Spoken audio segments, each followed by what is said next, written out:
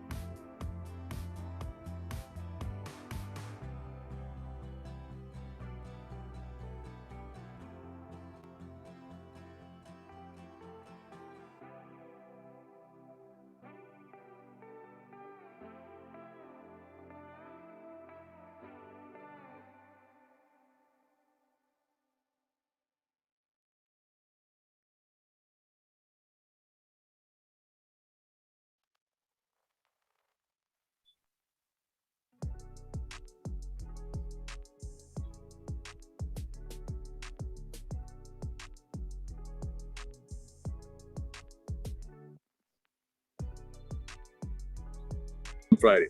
Oh no. Write me a joke. Okay.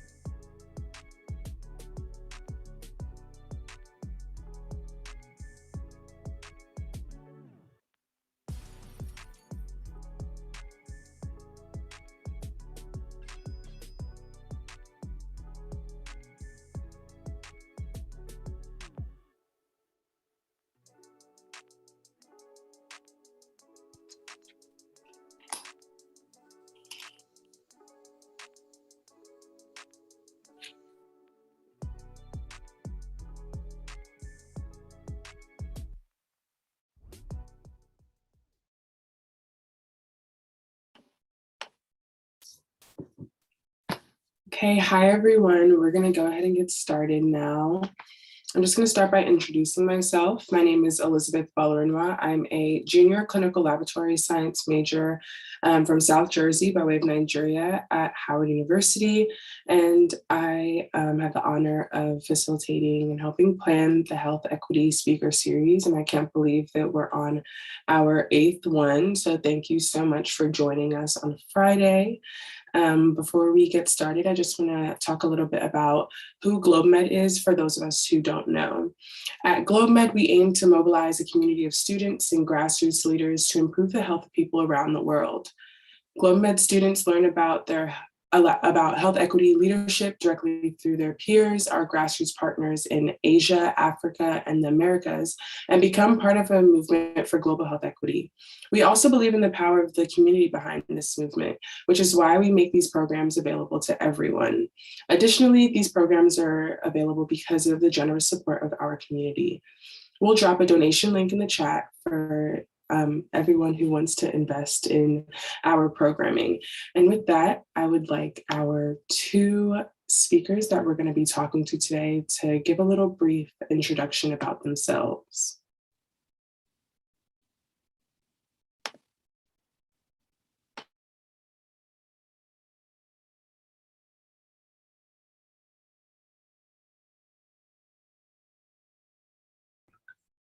All right, my name is Latrice Johnson. I'm a current M2 at Howard University College of Medicine.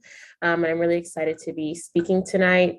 Some of my recent involvement include last year I was president of my class, and this year I'm involved with SNMA and Ortho Women of Howard.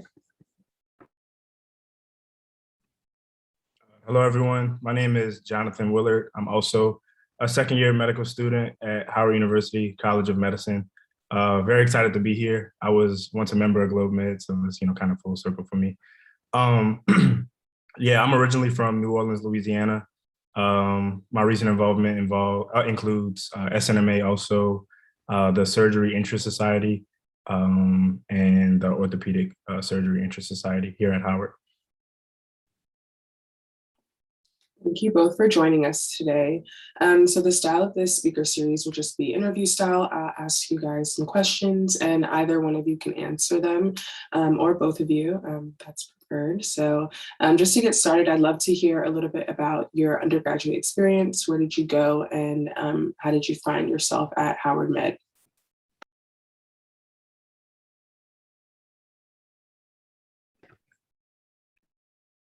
I can go first. I went to UNC Charlotte in Charlotte, North Carolina. I majored in psychology and minored in chemistry. I decided to major in psychology because I didn't want to go the normal bio route.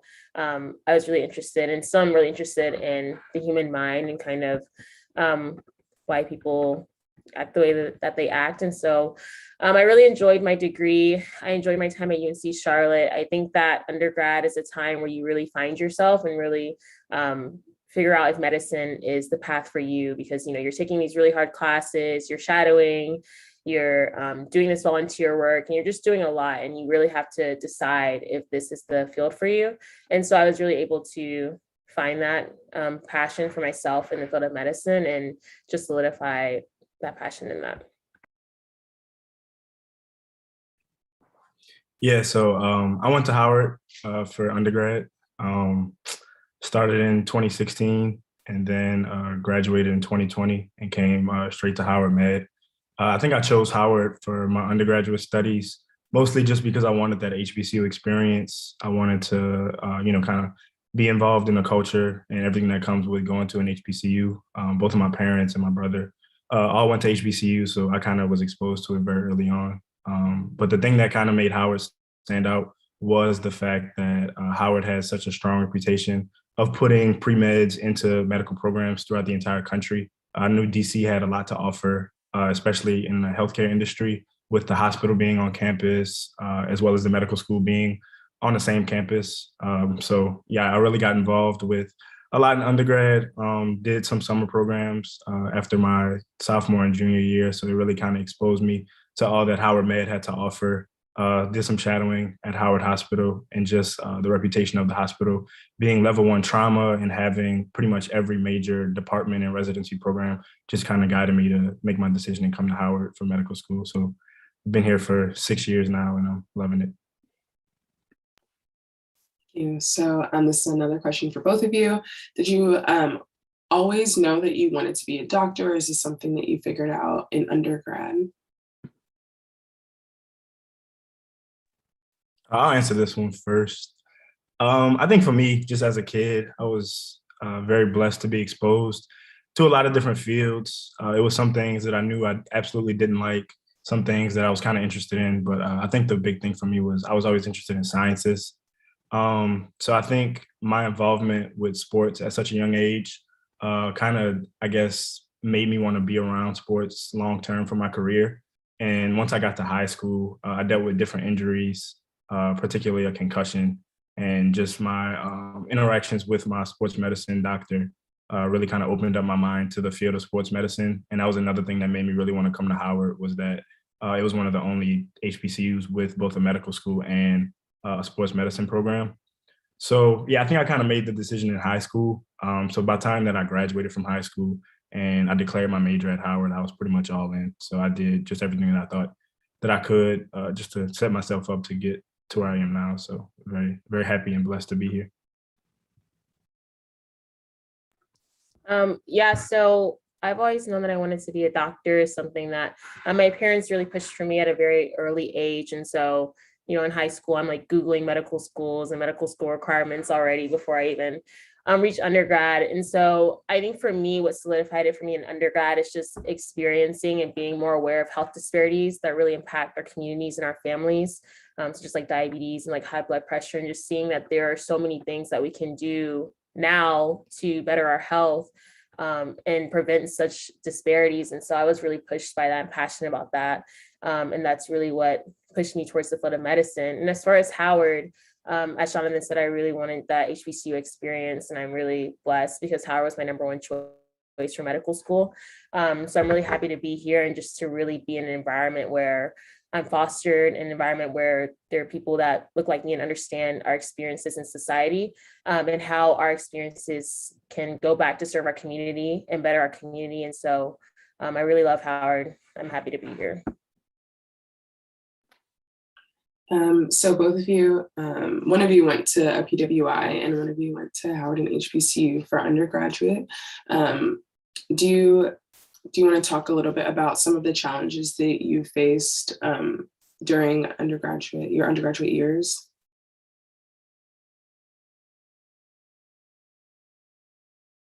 Anyone can start.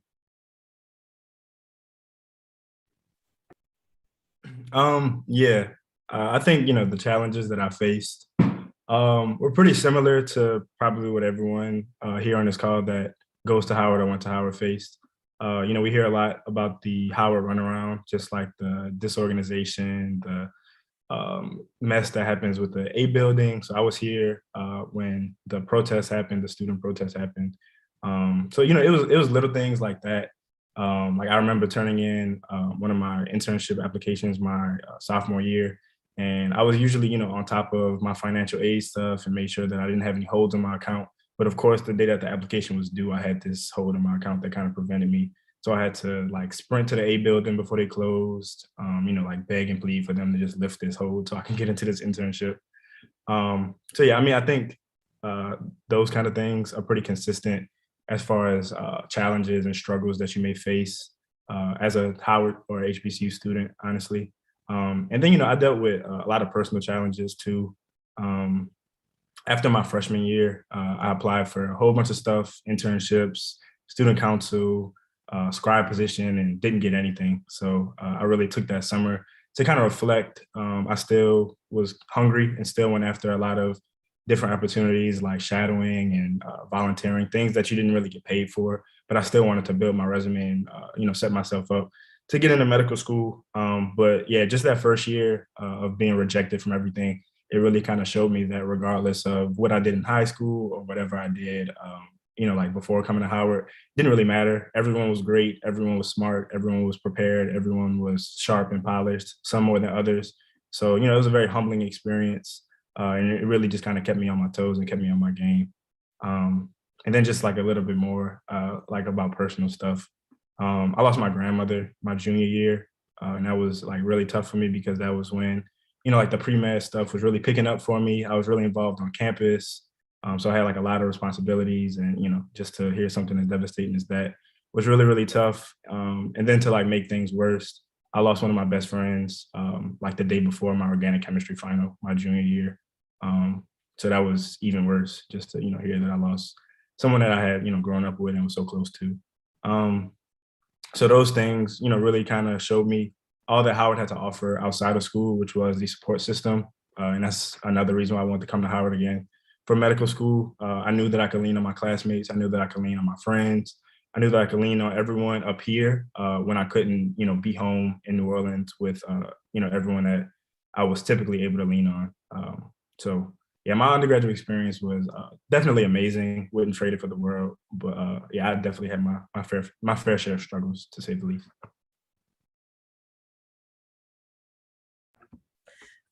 So kind of had a different experience with going to a PWI. One of my major challenges, and I think the greatest thing that happened to me in undergrad, is that I came to find myself and came to know myself as a Black woman. I think with growing up in predominantly white spaces, which is a blessing in itself, it also comes with some heaviness of not really knowing who I am and knowing like my culture and my background and just knowing my history. A lot of times in schools, like we're not even taught our history. And so when I got to undergrad, I was able to take classes to learn just about who I am and where I come from. And it really created a strong sense in me to want to continue to pour back into my community, because I'm like, no one else is really doing it. We're not even being taught about ourselves. And so I think that was one of the great lessons that I learned in undergrad. Some of my experiences in undergrad that really shaped me were during my junior year. There was a police shooting across the street from my school. So Keith Lamont Scott was shot and killed by the police. And I was able to participate in a lot of protests. And that, again, just stirred in me a desire to fight racism, a desire to fight racism present not only in the field of medicine, but just in the world. And I think that continued to grow my strong desire to want to come to somewhere like Howard, who is so focused on our community, who is so focused on uplifting our community, who's so focused on breaking the chains of racism and oppression that are bound on our community. And so that really inspired me to want to go to an HBCU for med school. Also in undergrad, I just came to create a sense of community for myself. I went to undergrad close to home, so I'm from North Carolina. And so it was nice to be able to create my own sense of identity in my own city.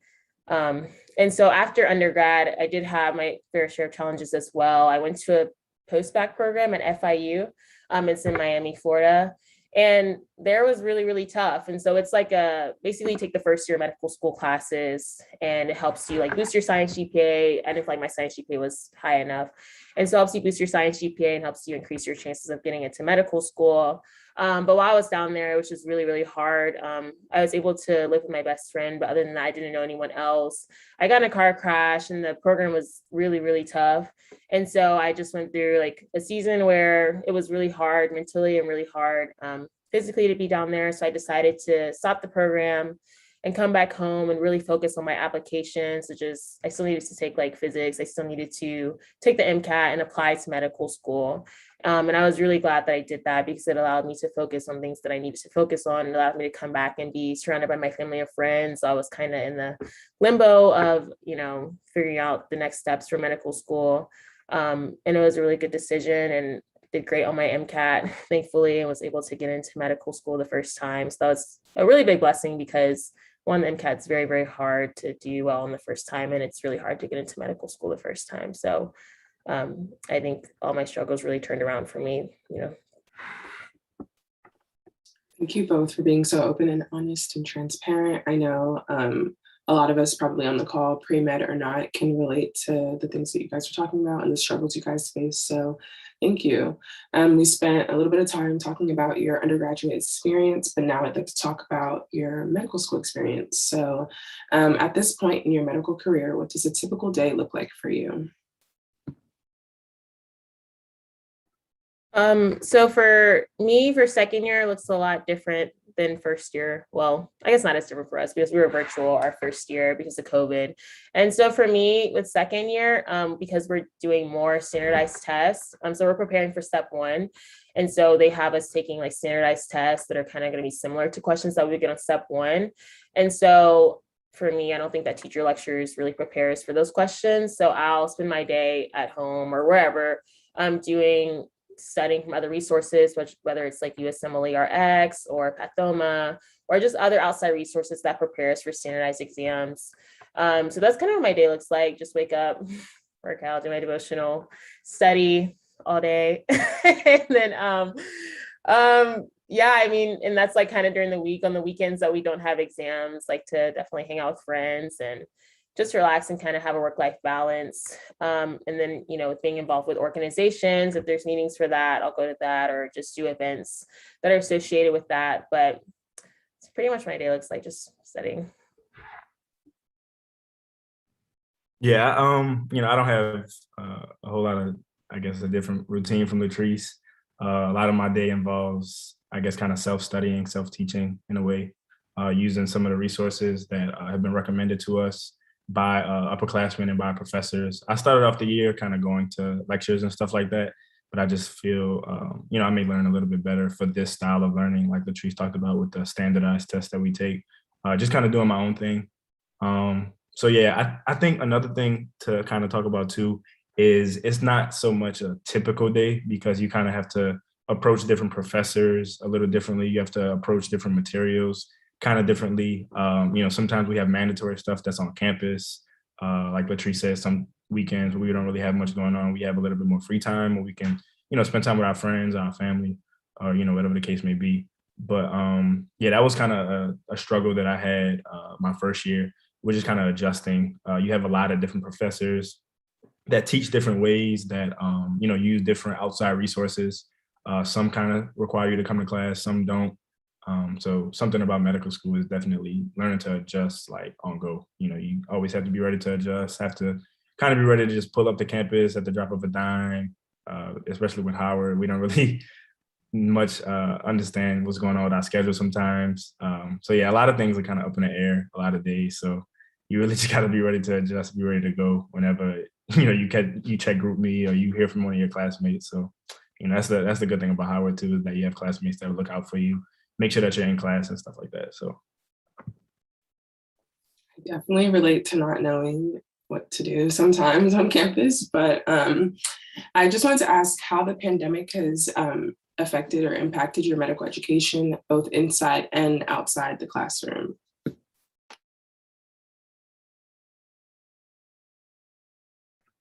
Yeah, I can answer this one first. So starting medical school in a pandemic was very, very different. I mean, it's something that's never been done before. And so it was a big adjustment, but I think that like now, like that's how I know how to do medical school, because I had to adjust last year to literally just everything was virtual, you know, Zoom classes, Zoom anatomy, like looking at pictures, FaceTime study sessions, like everything was just virtual. And so it was really hard at first. There were definitely times where it just felt like I didn't even feel like I was in medical school. There were times I literally just felt like I was in this room, in this apartment, like all day, every day. You know, there was like nowhere to go. I'm like at the desk, then roll to bed, then get back to the desk. And so it was very hard, but I think I definitely adjusted to learning. And I think that I was also able to learn a lot more, contrary to like what people may think. It's like I was able to learn a lot more because I was just so focused on just studying. There was nothing else to do. There was nothing mandatory to come into class for. So we weren't losing time with, you know, transportation. There was nothing else to do but just study. And so I feel like I learned a lot more. As far as like adjusting it this year, again, I think that's like how I've learned how to study. And so I don't think that like going in person has really changed a lot for me. And outside of like the classroom, I think, again, we just have learned that there's a lot that can be done virtually. And I think we've also learned that like, yeah, there's a lot that we can learn medicine outside of the classroom. And I don't know if it's going to be better. I guess we'll see like how things go later on down the road. But as of right now, I do feel prepared for whatever the rest of the medical journey has for me.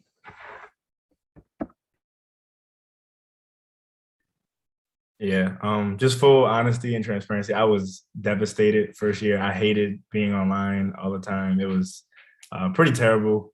It's a lot of, I guess, at times feeling like you don't, have anybody. I was someone that even if I wasn't studying with someone, I like to study around other people. You can bounce questions off of each other. You can, ask if you don't understand something.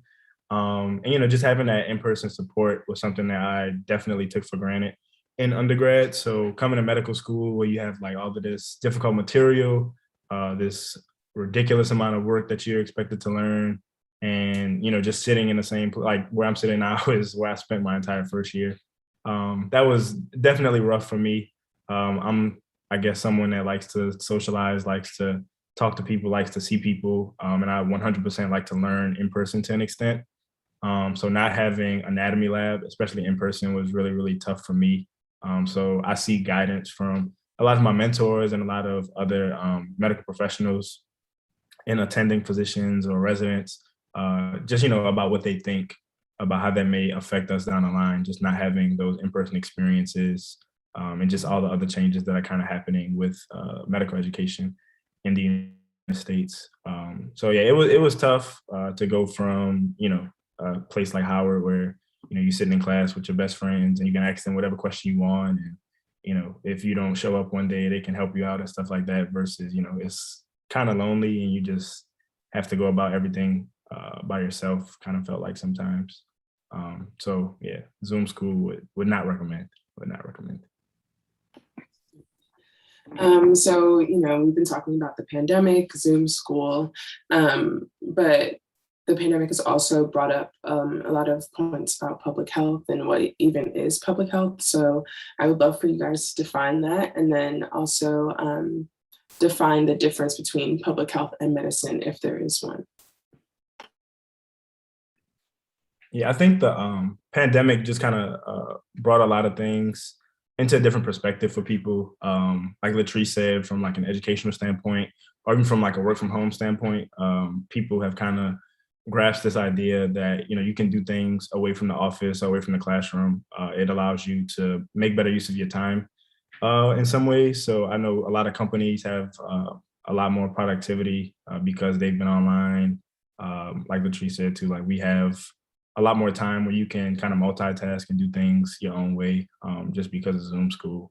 But as far as, from a public health standpoint, I think that the pandemic kind of exposed the United States in a lot of ways, kind of, showed that we weren't prepared for something as drastic as that, as the pandemic that we're still living in. I personally believe that this is something that could have and should have been handled a lot better, just off jump, even outside of the timeline of waiting from the first case to the vaccine. I think mask mandates should have been in effect a lot earlier. And I think masks is something else that's just kind of affect public health in different ways moving forward. I think, things like masks, things like just different things that kind of talk about this, the sanity and the cleanliness of different fields, like wearing a mask always in a hospital.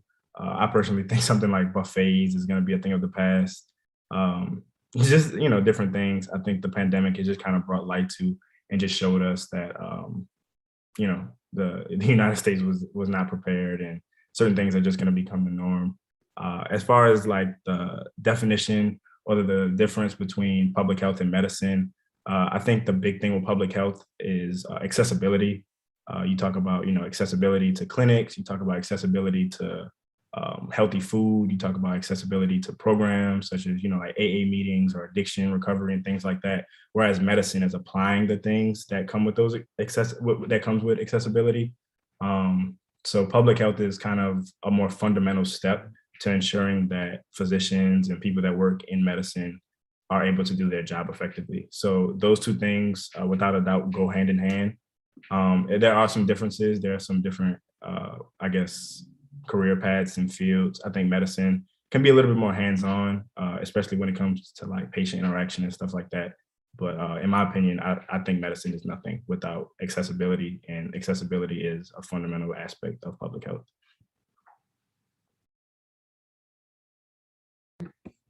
Yeah, I 100% agree with everything Jonathan said. And just, to piggyback off of what he was saying about public health and about medicine, and how public health is kind of just like the population level, like the mask mandate, the, social distancing, how to wash your hands and things like that. Like he said, without that, like we would be seeing a lot more patients, because there wouldn't be those like guidelines in place. And I think that the cool thing about like medicine is that because we get to work one-on-one, like with patients, especially with something like the vaccine, like where there's a lot of resistance in certain communities towards the vaccine. As physicians, like we have the opportunity to be able to talk one-on-one with patients about, this is what the vaccine contains, this is what it does, like these are some side effects, these are symptoms, and to be able to answer like specific questions that people may have about the vaccine that they can't find online, or they can't find on Google, or they can't find on like, the NIH website about the vaccine.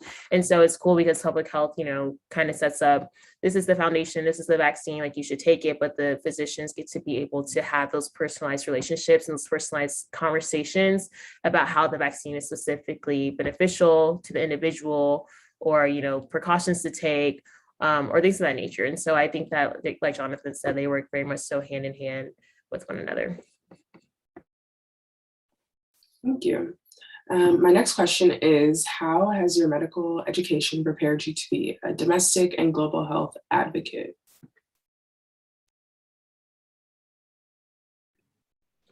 Even before I started medical school, I think that some of the experiences that I had at home before I came to Howard for undergrad, and then at Howard during undergrad, really kind of opened my eyes to healthcare and just life on a global level. I'm not sure if you guys are familiar with YALI, the Young Africana Leadership Initiative, which is an amazing organization. I was a member of it in undergrad, and thanks to YALI and thanks to COAS and some funds and grants that I got, I was able to travel to Africa, to South Africa and to Ghana during my junior year through YALI. So our trips out there were mostly community service based, but because I was a science major and because I was interested in medicine, I was able to kind of conduct some personal research when I went out there, just about, the differences in life, the differences in healthcare, and the differences that, I guess we kind of expect from them versus how they actually live.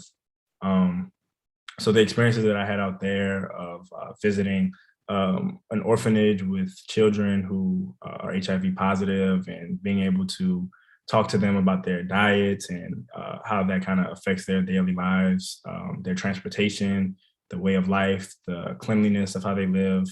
All of those things really kind of broadened my horizon and allowed me to view things from a different perspective. And it allowed for me to see how things in the United States can be improved, and also how things in Africa can be improved, mostly through, like I was just kind of talking about, accessibility to, like adequate healthcare, adequate groceries, and just different things so you can properly take care of yourself. So I think that those experiences and just growing up in the United States, living in the South and living in DC, has definitely given me these different perspectives of how I think public health and how medicine should be practiced in one place versus another, how one place may be lacking in another. So yeah, I definitely encourage everyone to go abroad if you have the opportunity. YALI is a great way to do so.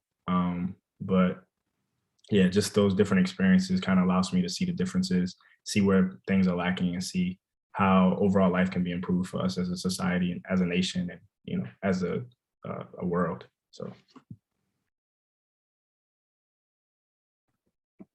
So for me, with my experiences with something like global health, has been when I lived in North Carolina in Charlotte, I had the opportunity to volunteer with a clinic. And the clinic specifically saw refugees who lived in North Carolina and Charlotte. And it was just really cool because it was a nonprofit clinic. And so the patients didn't have to pay anything. But not only did it just offer, like basic medical services, it offered like psychological services. There was an organization, there's a building right beside the clinic that offered like English as a second language, that offered classes such as Zumba, like fitness classes on how to cook. Like so many other opportunities were present for those refugees. other than just, okay, come in and get a checkup. And there were also things like, okay, you can go to this mobile clinic, like if you need to get blood work done or whatever. And so it was just a combination of so many different community organizations coming together to support our refugee community there. And so I think that for me, like, I think that's really cool to see, and I would love to see that more in our world, like in America. I'm just seeing different community organizations come together to support different communities, especially underserved communities. Like, I think that would make a big impact. That's been my experiences with global healthcare.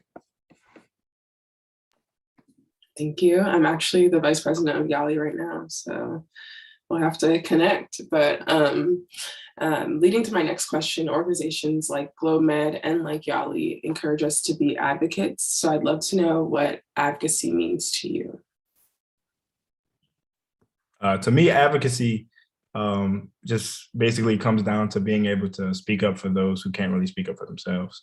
Whether that's someone who just on a most basic level can't speak English or can't speak at all, or someone who just doesn't have the knowledge to be able to speak up for what they need or what they want.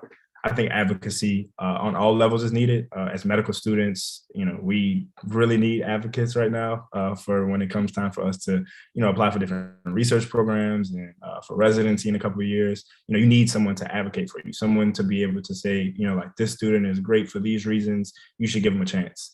And even more than that, I think as healthcare professionals and as future doctors, our number one job is to advocate for our patients, to be able to allow for them to understand what the best outcome may be for them and how to necessarily get to that outcome.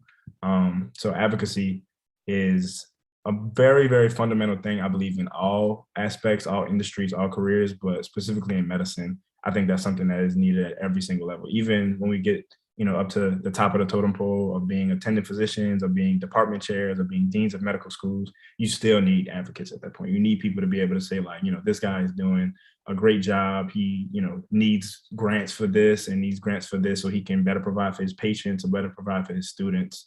So to me, advocacy, like I said, is just being able to speak up for those who can't necessarily speak up for themselves or who may need additional help speaking up for themselves.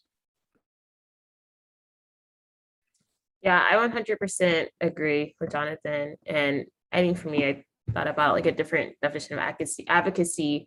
But yeah, I think as Jonathan said, advocacy is like using our positions of leadership or influence to advocate for those who may not be able to be in those positions that we're in. And I think practically speaking, for me, like when I become a physician, it's like advocating for every Black person that comes into the OR or into the clinic, and advocating for them, because especially like our community, there's like a lot of, like you said, accessibility. There's a lot of healthcare costs that keep our community from being able to receive the healthcare that they deserve. And so, again, there's still a lot for me to learn about, Medicaid and how health insurance works. But regardless, I've made up in my mind that as a physician, I will work very hard to make sure that something such as cost doesn't stop someone from receiving the healthcare that they deserve and that they need. And then also outside of the OR too, like being an advocate and being a physician is about, and we've seen even with the pandemic, we've seen that being a physician is more than just what we do in the OR, but being able to be in our community and speak up about issues that are present in our community. I think that also is very important. And as an advocate, to speak up about issues that plague our community, whether it's poverty or plague our community, such as, we'll talk about with restorative justice and crime. I think as a physician, we have a responsibility to advocate within the OR and then within the clinic and then outside of the OR and the clinic. Thank you. You brought us perfectly to our next point, which is talking about restorative justice. So for some of us who don't know, restorative justice is defined as viewing crimes as more than a person breaking a law. Restorative justice is a theory of justice that emphasizes repairing the harm that is caused by criminal behavior. So I would love to know how this relates to public health and medicine. And Latrice, you were talking about it. So maybe if you want to start with this question. Yeah, I think again, it just goes back to what I was saying about, physicians being advocates. And so, as a physician, like I said, we get to know an individual, like on a personal level. And so I think that our role is to take more of a like proactive stance. And so like we see the issues that impact our patients, whether it's poverty or like violence or trauma. And as we like continue to identify those things like in our patients' life, then we can be involved like in the community level to make sure that there can be changes made so that things such as poverty or, you know, lack of access to spaces where they can work out or lack of access to healthy food options. We can work with on the community level to prevent some of those things that may in turn eventually lead someone to committing a crime, just stealing or such as like selling drugs or just trying to get money to buy food or get money to pay for an operation or something. I think that as physicians, when we take more of a proactive stance and get more involved in the lives of our patients and more involved in the community, we can really make a change there. And then in turn, you know, if someone does end up having to go to jail and go through like the restorative justice process, there, I think our role is just to support the individual, like whether that's with like mental health or just like physical health, because going, you know, to jail or going to prison is something that takes a large toll on someone. So I think that as physicians, like helping them get acclimated to the world and making sure that their health is top tier after, that is kind of what our roles are. Yeah, I think Latrice answered this very, very well. But I'll just kind of talk about, I guess, restorative justice outside of being a physician or outside of being a medical student.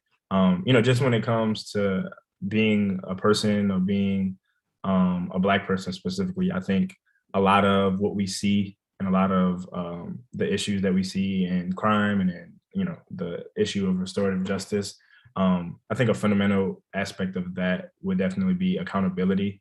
You know, being accountable, one for yourself, but being accountable for those that, you know, love and support you.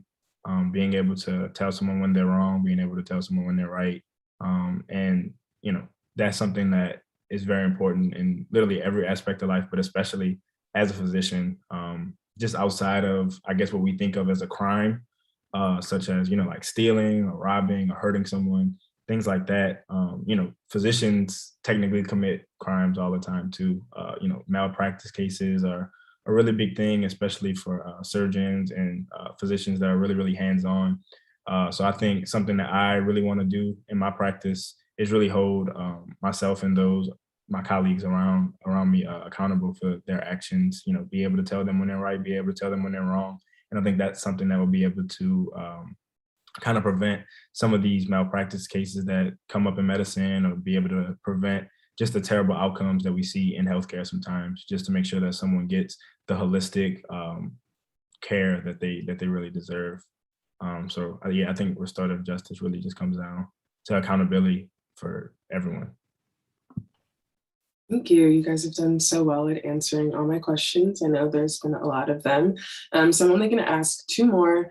And the first of those is, in what ways can younger students and early professionals advocate for health equity? So honestly, just going to take the answers that we get when we ask our professors this, and they said to finish, you know, like that's the most important way that we can ever be able to advocate for others, is to finish our degree, you know, finish, if you're pre-med, you know, finish your undergraduate degree and then go to medical school and just get to the position that you need to be in order to be able to advocate, you know, at a higher level for our community and for patients. So yeah, finishing your degree, studying.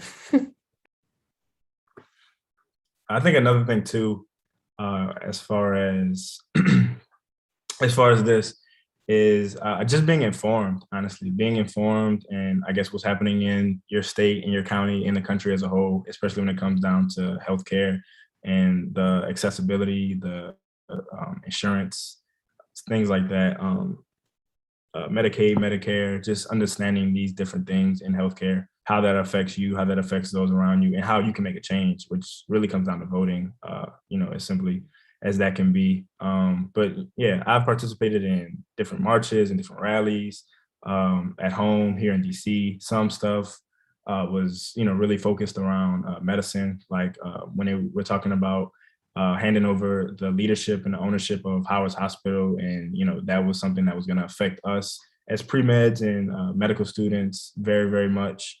You know, I was really, really involved with that, just trying to inform myself as much as I could about that. So I think, having that fundamental knowledge and knowing which questions to ask of your leaders, whether that's the president of your pre-med society, the president of your college, the physician that you go to, the lobbyist that's voting and making these laws, just having that fundamental knowledge and being able to know which questions to ask. Those are different ways where you can be able to kind of hold your leaders and yourself accountable.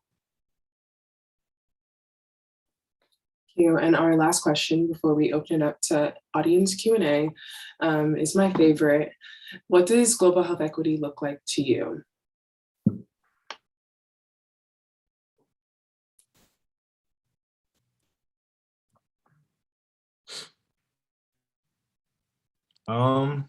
Yeah, I'll answer this one first. Global health equity, that's something, it's so many different aspects that I think people don't necessarily understand that goes into healthcare. So, it starts, like I said, from the accessibility standpoint.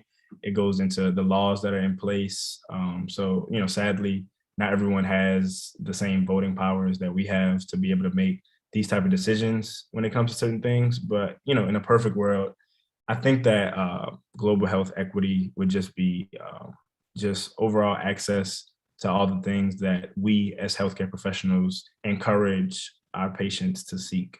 So, as a physician, you're taught to encourage your patients to make these healthy lifestyle choices, whether it's not eating fried food, whether it's exercising, whether it's, not really being exposed to different pollutants and stuff like that.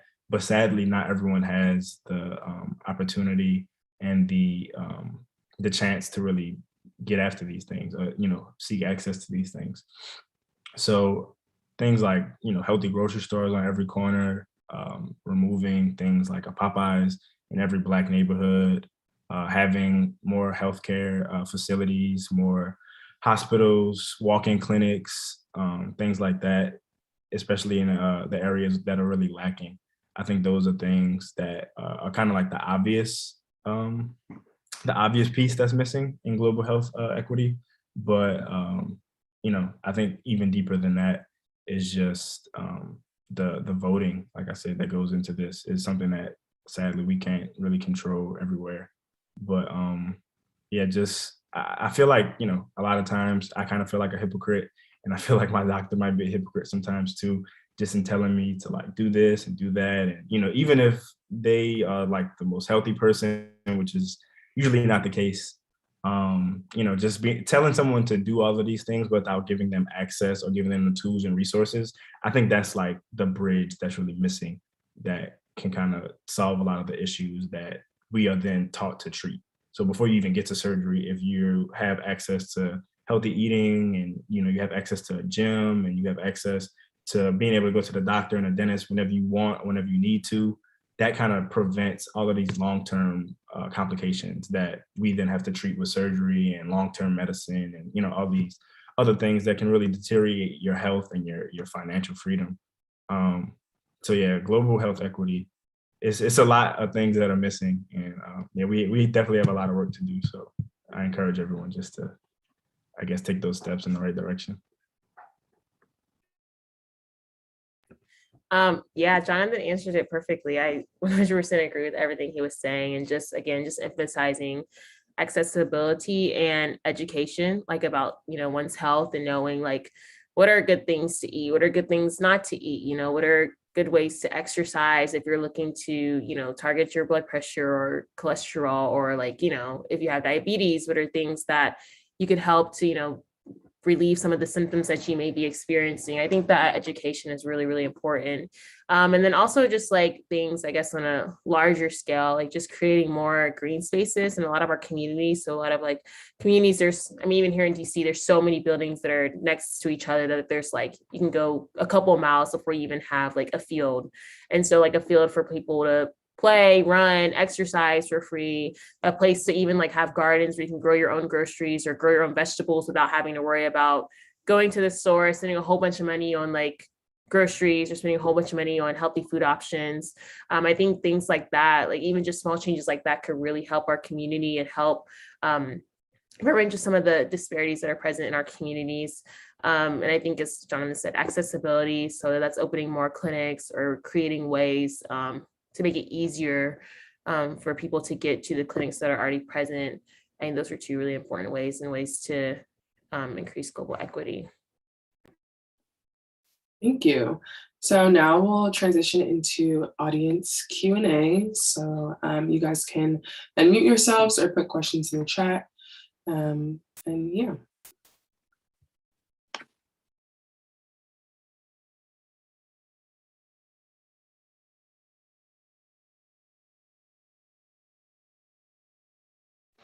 Hi, everyone. I have a question for both of the panelists. So I loved hearing about your journey and just, why your passion for medicine. I just want to get a more feel for what your intentions are post graduation and how you intend to, I guess, not give back, but serve the underserved communities that I know that Howard prepares you to serve and stresses that you serve. Like, what specific ways do you see yourself incorporating underserved communities in your practice? Yeah, I think that's a great question. I think for me, I really want to work in underserved communities.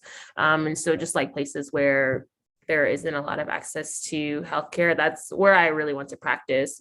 And if it comes to a time where, I'm practicing, I guess, in a place where there's not many underserved populations coming to it, then I want to make sure that when I am there, I'm advocating for that group and making sure that there are ways that, for example, Georgetown is not accessible by bus. And so I think that even just like advocating for ways so that, people who do live close to Georgetown and need medical attention, if it's by trying to get a bus that can get people from where they're at to the Georgetown hospital, or a train or some kind of transportation, I think that in whatever space we're in, again, just going back to advocating for our patients, advocating for underserved communities wherever we're at, is the way to really do it. But again, I predominantly do want to practice in underserved communities because that's what I'm really passionate about. So yeah. Yeah, I think for me, it's kind of the same thing, the same overall goal. Yeah, I lived in New Orleans for my whole life, and I've been living in DC for the last couple of years, which are two predominantly Black cities. So, in my experiences, whether I was receiving the healthcare or a family member was, and now at this point where, I'm often shadowing and seeing the interactions that the physician may have with the patients, I think the big thing that kind of is missing, especially in underserved communities, is their representation. So by being a Black man that's in the predominantly Black community, I think the communication will be a lot more effective. And I mean, just by being able to, I think, break things down into more understandable terms, from just one Black person to another or one minority to another, will make the outcomes in healthcare a lot better, a lot more desirable for patients and physicians. Outside of, just, I guess, my location and things like that, I want to ensure that, the next generation of pre-meds and medical students have all the access to everything that they need. So whether that's me allowing students to come into my clinic to shadow or come into the OR to shadow whenever they'd like. I plan on starting scholarships at high school, undergrad, and medical school levels at some point or another. So I'm definitely looking forward to different ways of just getting the next generation involved, whether it's through exposure or these resources, just so that they can pursue their dreams and know, what's possible for them, whether it was, I guess, taught to them at a very early age or not. So yeah, I'm really looking forward to all of these things, honestly. Can't wait. Thank you. Does anyone have any more questions before we wrap up?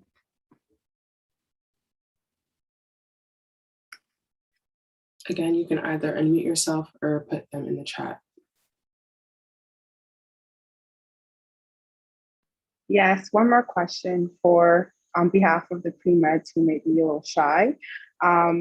So the panelists again, what is the one advice that you can give to pre-meds on this call, or that you think will help their application stand out? Because for me specifically, what I was a little worried about before I applied to medical school was that my story wasn't unique, because as a Black woman trying to enter medicine, I felt like, people have my story. So what advice do you give to someone that may feel like their application or their story isn't good enough for medical school or to get accepted?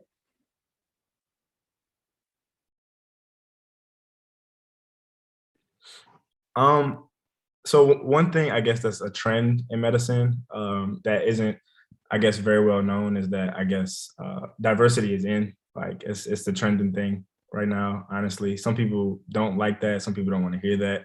But I mean, medical schools are really seeking diverse individuals, whether it's you being from a different country, you being of a different skin tone, you being just something that is not, I guess, the majority of practicing physicians. So that kind of gives you a foot up in a lot of ways, whether you believe it or not. Black students have higher chances of getting into school these days than they did, 10, 15, 20 years ago. And it's very, very good. I guess we're moving in the right direction for that standpoint. But when it comes down to, I guess, more specifically, what you're asking, you really just need to be able to sell yourself. It's different ways to kind of be able to word things, to be able to tell your story in a unique way, because regardless of if you think, like your story is basic, your story may have been heard a bunch of times, no one is the same. No one has gone through the same things as you. And it's just different ways to kind of get that across to the admissions board. So that comes, in your application when you are describing your different experiences or you're writing your personal statement. You really have to be able to sell yourself. You have to be your biggest fan. You also have to be your biggest critic to be able to understand, like, okay, I don't like how this sounds. I need to change it. Whether, it's everyone that's telling you like, oh, this looks good. But if you feel like it's not real or it's not you or it's not what you wanted to say necessarily, then you have to be able to like point those things out for yourself. But ultimately, like I said, just, really be able to sell yourself. And something that is really kind of that looks good to the admissions committee is being able to really go into detail and thoroughly explain the different experiences that you've had that have kind of led you to this point, whether it was an internship or a shadowing experience or a sickness that you or a family member may have had. If you're able to say what this experience was, why it was important to you and your journey, and how you plan to, I guess, incorporate that or change that, or go about things relating to that situation in your future practice, those are things that they like to hear. They like to hear why something is important to you and how it'll be important to your community or how it'll be important to your patients in the future. It's a lot of different things, I guess, when it comes to these things. If you'd like to reach out to me, you can definitely do so. I've read a bunch of applications and I've applied to a bunch of different things. So I guess sometimes having like a fresh set of eyes is sometimes a good thing. So if you would like to ask me some more specific questions or would like for me to read over something more specific, I'd love to do so.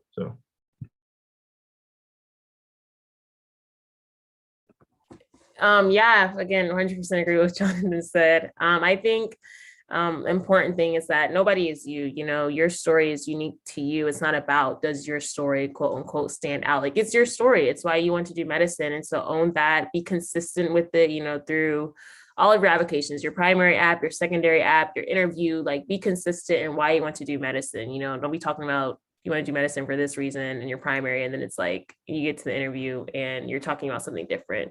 Know why you want to go into the field of medicine, why you want to do medicine, and just own it. Be able to have your experiences that support why you want to be a doctor, and be able to just express those and be passionate about it. And that'll come across, your passion for medicine, whatever the reason may be, will come across in your essays, will come across in your interview.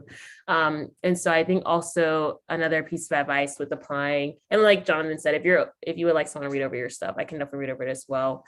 But another piece of advice in applying is just, do what you can do. I would say stay away from like those websites like Student Doctor Network and like whatever other websites there are out there, because that'll do nothing but cause you anxiety. Everyone's process is different. Everyone's route is different. And, just have faith, just have faith that whatever plan that God has for you, whatever route, whatever journey is perfect for you. There's people who take a couple rounds to get into medical school, but in those rounds, like they do a whole bunch of research or get another degree or just like do something else that's really great and going to be really beneficial in the medical career. There's some people who, like Jonathan, go straight in. There's some people, like myself, who take a couple gap years. Whatever your journey is, it's perfect for you. And, don't be discouraged if it doesn't happen the first time. Like there's people who don't get in the first time who are literally like number one in the class. So it has nothing to do with, knowledge at all. So don't ever take it personally. You're all great. You're all smart.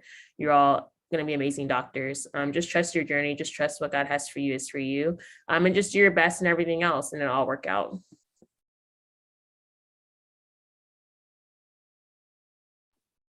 Thank you. It's been such a lovely learning session. I've learned so much. If there's no other questions, then I can wrap it up.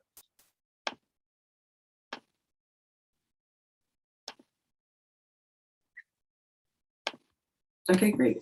Thank you, Latrice and Jonathan, for talking to us today. Thank you for sharing your insights and your expertise. And thank you for joining us to all the participants. You can find all of our upcoming programming on the website and on our community programming page. And Sarah will drop the link in the chat. And again, if you would like to invest in our ability to continue offering programs like this, we'll also be dropping our donation link in the chat as well. Thank you so much for coming, and see you next time. Thank you. Thank you. This was great. Yeah.